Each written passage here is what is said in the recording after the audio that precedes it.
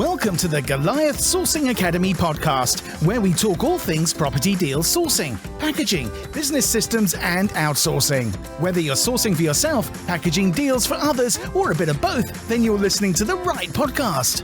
Get more strategies, tactics, and tips for sourcing killer property deals over at GoliathSourcingAcademy.com.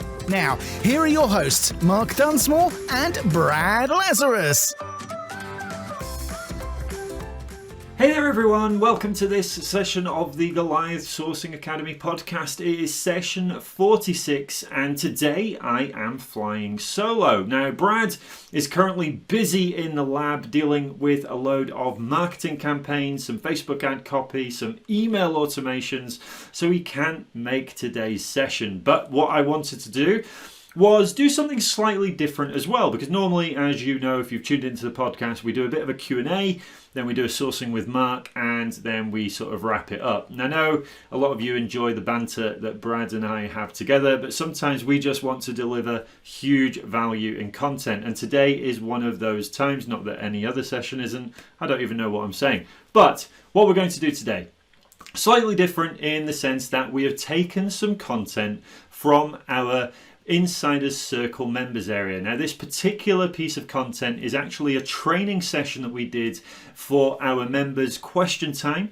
which is something that we run on a monthly basis. Every month, every third Tuesday of the month, we run a live Q&A session, and occasionally what we do is we throw in some additional training around the hot topics that are being asked within the private members community. And this particular one was actually about how to negotiate with landlords, and not just for rent-to-rent deals, but also the fact that landlords at the moment are particularly motivated to sell.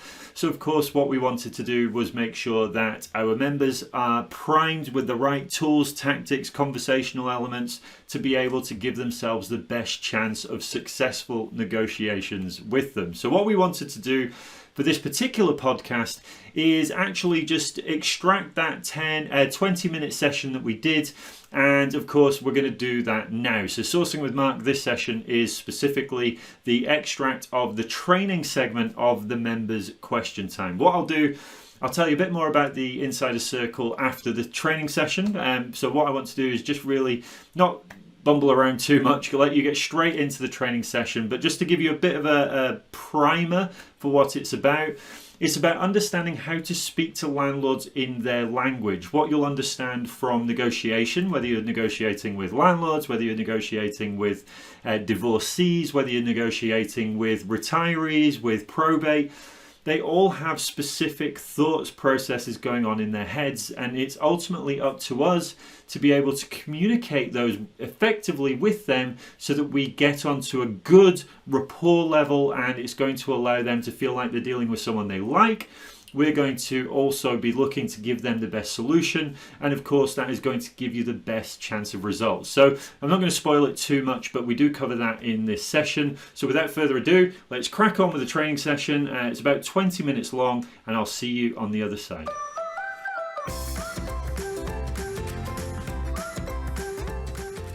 Right, so let's crack on with tonight's training plan. So first of all, we're going to talk about how confidence is key to the negotiating with landlords, your own confidence, and also their confidence in you. We're also going to be talking about knowing who you are dealing with. There are certain types of landlords, and depending on the type of landlord that you encounter, it's going to affect the way in which you deal with them as well. So we're also going to go into the two stages of negotiation. So the two initial stages of negotiation in order for you to break down those barriers as quickly as possible in order to get to, so all of this will be based around getting you to the stage where it's up to the numbers. So it's all down to due diligence and offering the numbers. This is going to get you to the point where they're more than happy with what you're doing. Then you're going to come up to the numbers, and then it's all about going backwards and forwards until you're both happy as well. We're also going to be talking about how not all leads become deals, but we're talking about right now, because sometimes it is a patience game. It's all about catching people when the time is right for them. So follow-up is key. And then I'll just summarize So the plan is to get through this in 10 to 15 minutes, and then what we'll do is we'll open the floor to questions. We can ask questions specifically around the content of tonight, but if you haven't got questions about the content tonight, then feel free, once the questions have been asked about tonight, then feel free to ask questions on other parts of where you're at on your own journeys, because the whole point of this call is to have this direct access to us on a one-to-one level to answer questions, not necessarily just on the content. So first of all, what we're going to do is, I don't necessarily want all these to be bullet points. So one of the things that most people struggle with, especially at the beginning of their journeys, is the total fear of the unknown. So if you're new to property, you've never really had that much in terms of dealing with property, with property, the reality is you've got more experience than a lot of people think. If you've rented a property before, you'll have experienced property from a tenant's point of view, but you'll also have dealt with a landlord, so you'll know the pain points that a landlord goes through. You can also gain a lot of confidence from the training that we have within the Insider Circle. So there's a lot of training in terms of rent to rent, which is specific landlord stuff, but also to do with property problems, look through the mini trainings.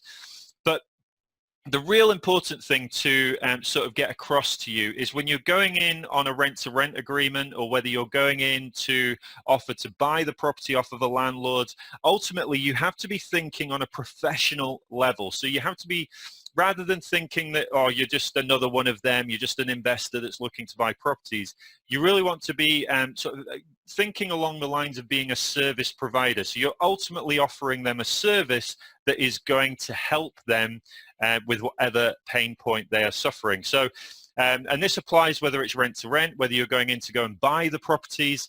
The reality is that if they're motivated for a reason. And if you can offer that solution, you've got to think of it as you are offering them a service rather than just going in and saying that you'll buy it. And just understand what they are likely to, so being confident in understanding what they are likely to be experiencing as landlords. So you can do a lot of that research online. Again, you've got the access to the Insider Circle. But ultimately, when you go into these negotiations with landlords, if you can speak to them as a landlord or as someone that understands the pains that they have been suffering, identify the struggles that they're having. One of the biggest strengths I have in negotiating with landlords is that I have pretty much experienced every problem that I could have experienced with tenants looking after properties on behalf of other landlords. So I've managed thousands of properties over my career. I've seen all the problems, so I can go in there and identify straight away by asking key questions. But then I can deal with the more advanced stuff if they come up with a completely random problem. Whereas most landlords will be suffering from quite common pains, we call them, which we will come on to in a little bit, which is the 2 stages of negotiation. And what's really, really important is if you don't know the answer, or if you're unsure as to what they're asking you about, do not make it up. So don't be overconfident to the point where you're making stuff up. You will get caught out in the end, and it will affect your negotiations. And if you make stuff up thinking that you can fudge your way through, the reality is when it comes to contract stage, when it comes to ironing out the fine points, the detail, the small print, so to speak, that's when it will come out. It will cause you problems. The deal will fall through. You will lose credibility, and you will have wasted a lot of time and potentially money wasted by not acting confidently and professionally. If you're struggling, just say to them that you need to go and check that answer out. And then you can come and ask in the forum, and you can send a message to us, or you can check out through the courses as well. So really, really important with regards to confidence. Now, the other thing is that you need to know the types of landlords that you are dealing with. So to keep it very simple, I break landlords down into 2 separate categories. So category 1 is the professional landlord. So the professional landlord is the landlord that had every intention of becoming a landlord. They're an investor who buys properties to rent out for whatever strategy it might be. They have potentially been doing this for years. They don't necessarily have more than one property, but the property that they do have was always intended to be an investment property that they rented out. Those are who I would consider to be professional landlords. The accidental landlords are the opposite, which are the ones that inherited a property, or they couldn't sell a property and they're suddenly left with this property that they've had to rent out. So those are accidental landlords, and the way that we approach these two landlords is very, very different, because they both approach the whole principle of renting the property out with very different angles. So if it was an inheritance, if it was a property they couldn't sell, ultimately their end result and their end goal is going to be different to that professional landlord that has been doing this for a time. So yeah, so accidental landlords, they never intended on becoming landlords, so they're likely that they want the headache, the stress, the distractions taken care of, taken away from them. Ultimately, accidental landlords quite often will prefer to sell the property. There's going to be reasons why they can't sell the property, and really what you need to be doing is identifying those reasons why. So getting them to talk a lot more emotionally about the property is going to help you identify really what their challenges are in order to go through the negotiation stages, which we were going to be at now. Now, in terms of the professional landlords, what we need to do is adopt a more business-to-business approach, i.e. a more professional, a more direct approach, which is usually about the numbers, the value to them. So, for example, you might start talking about the return on investment of whatever your guaranteed rent is per month to them on a return versus the value of the property, for example. Headache-free, you'll still sell the solutions to the pain points, but you're going to be approaching it on a much more figures-based business-to-business approach, because ultimately they are investors, and as investors ourselves, we know what investors can be like, so we need to be talking on their level. So I suppose ultimately with the two different types of landlords, you need to very quickly identify which of the two type categories they fall into, and of course if you don't know, then you can just ask. So you can generally questions like, is this your only property? Did you buy this with the intention of letting it out? How long have you had it? All these sorts of questions will get them to start talking about why they've got that property. Of course, then you'll identify if they're accidental or if they're professional, and then you can approach the rest of the negotiation as we will go to now. So, 2 stages of negotiation.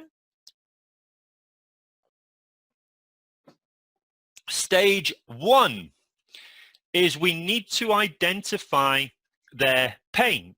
So ultimately, we need to be asking things like, what is their biggest challenge with the property at the moment? Now, the reality is that if they've got in touch with you from some form of marketing, whether it's a Facebook ad, whether it's a direct mail letter, whether it's a leaflet, whatever lead generation strategy you have done, they are going to have contacted you because, of course, your marketing will be so incredibly excellent, being Insider Circle members, that they will have identified some form of pain, some sort of solution in terms of what you're offering to them.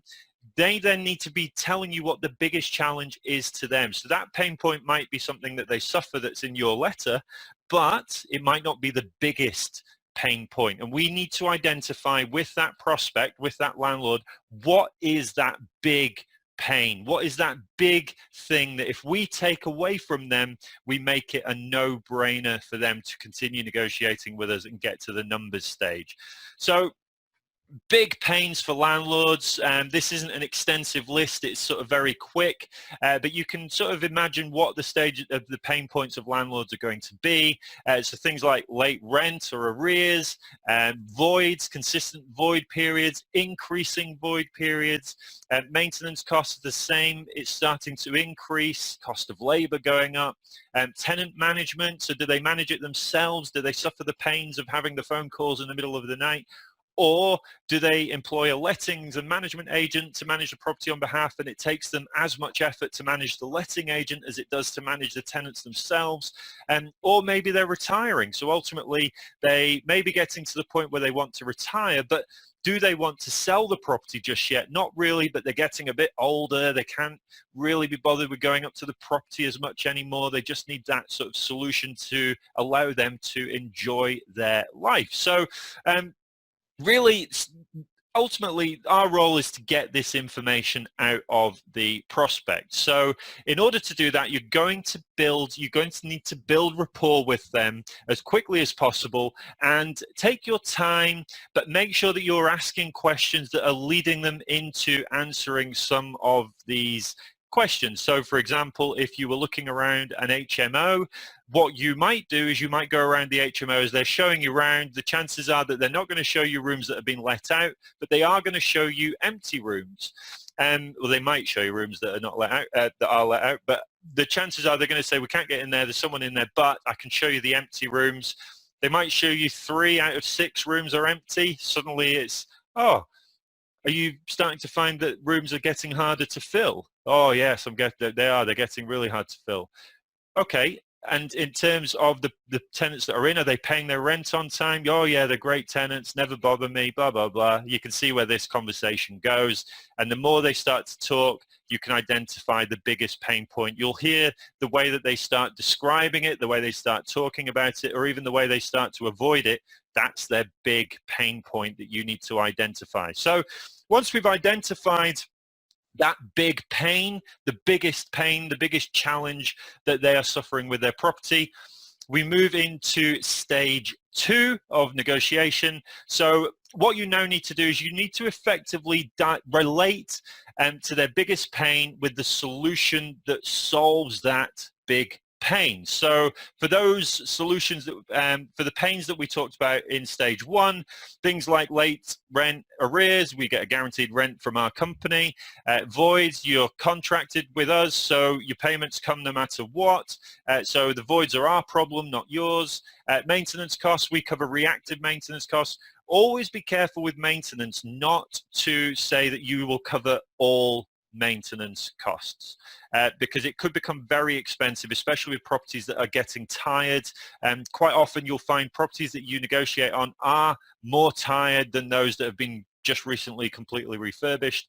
That means there's going to be added maintenance costs, so make sure you've got a maximum maintenance cost per month that you'll pay up to, and we say reactive maintenance because reactive maintenance covers things for the daily stuff, so boiler breakdowns, dripping taps, curtains falling off the wall, that sort of thing. But if it's a replacement boiler that ends up being needed, or a major part for the boiler, we actually say to the landlords that that would be their responsibility, because ultimately that is going to benefit the property in the long run, not for us. That was a side note, but that's a key area here, is that you've got to be very clear, because if you say that we'll cover all maintenance costs, you get a long way down the negotiations, and then it comes in, the contract says reactive maintenance up to £250 a month, for example. The landlords will question that, especially the professional landlords who will go through the contract with a fine-tooth comb. They will identify that as something that they agreed with you that you would deal all maintenance costs, and then you could face problems. So make sure that you talk about reactive maintenance costs, but that's a pain point for maintenance costs. Tenant management, again, you are effectively their managing agent, so talk with landlords in the language that they understand. So you can explain that you are like a managing agent on steroids, and you're like the hybrid of a managing agent, whereby you do everything that they understand a managing agent does, but you also do the extras as well, covering the rent guaranteed per month, maintenance costs, etc., etc. And then again, with the retirement angle, you take all their headaches away, leaving them to enjoy their free time whilst their property appreciates in value. That's a huge, huge bonus to them, that they still get the appreciation in value. They still get the benefits of any works that you do in terms of refurbishment, etc. They get a guaranteed rental payment per month, and they've got all the headache taken away. It's an absolute no-brainer to the landlords. And like I say, if you're speaking with the right type of prospect, the solution should always be a no-brainer for them. Now remember, you're not going to please everyone, so not all landlords are going to be interested in your solution, and that's fine. That's not a problem at all. And obviously a landlord that has no voids, no maintenance, who is achieving maximum rental income and has no hassle whatsoever from the tenants is unlikely to be interested in anything that you've got to offer. But that's not to say they won't be in the future. The reality is that I can tell you now that 95% of landlords are suffering from one, if not more, of these problems. We just need to get them to admit it first of all, and then we need to really drill down into the pain that they're suffering in order to offer the solution. But you will not get all of them all the time, but make sure that they go into a follow-up process. Stay in touch with them, make sure that if the room, for example, if they market the property online, keep a tab on that property online, because as soon as that property comes on the market again, make a note of the details, and then you can contact them again to say, you know, is it something you can help with, etc., etc., etc. So, conclusion, to sum it all up, this speedy training session is you need to make sure that you know who it is that you are dealing with, what type of landlord, are they professional, are they accidental. You also need to then be confident when dealing with them. You're there to save them from their problems, so you need to be confident that you can do that, and they need to feel confident that you can do that for them as well. There's the two stages of negotiation: identify the pain and then solve that pain with the solution specific for it. And then remember, people work with people that they like. So build that rapport. And we've had deals in the past that we've negotiated on where they've actually come in and they have gone with us purely on the basis of the trust and the rapport that we have built, as opposed to, you know, lots of people get worried about having to supply masses of case studies and references and all these things. And actually, you'll tend to find that if you are you build rapport with them, you give them trust, you give them confidence, and you give them a fair price, most landlords, and you get the contract set up correctly, landlords will give you that chance in order to be able to move forward with their deal. And remember, you cannot win them all yet.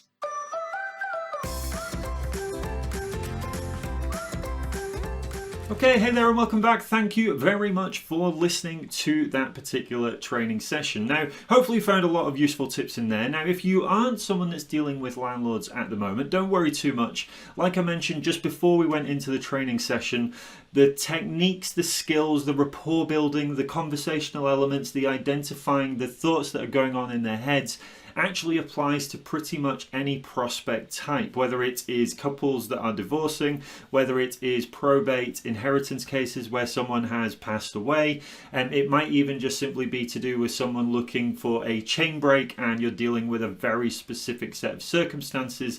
The more that you can relate to them, the more that they feel relatable to you, the better chance you're going to have of identifying what they need, what you can get, and then hopefully agreeing more deals. Now, I also mentioned before we went into the training session, I'll tell you a little bit more about the Insider's Circle.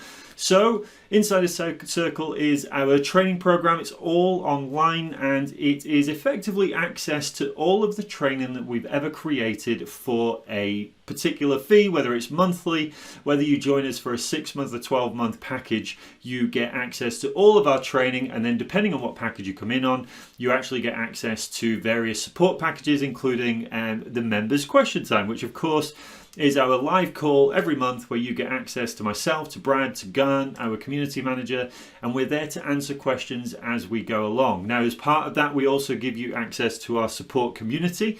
That support community is currently delivered via a Facebook group, members only, so you know that everyone in there are on the same journey as you, whether some are more advanced, some are a little bit behind. The fact is that we're all in it together in order to help each other move forwards and gather momentum on our property journey. So if you are interested in finding out a bit more about the Insider Circle, then you can search goliathsourcingacademy.com /insiders circle with an S, insiders circle. You can find out everything that's included in there, and then you can certainly sign up for the waiting list, and we will look forward to hopefully seeing some of you in there very soon. So that's it from this session of the Goliath Sourcing Academy podcast.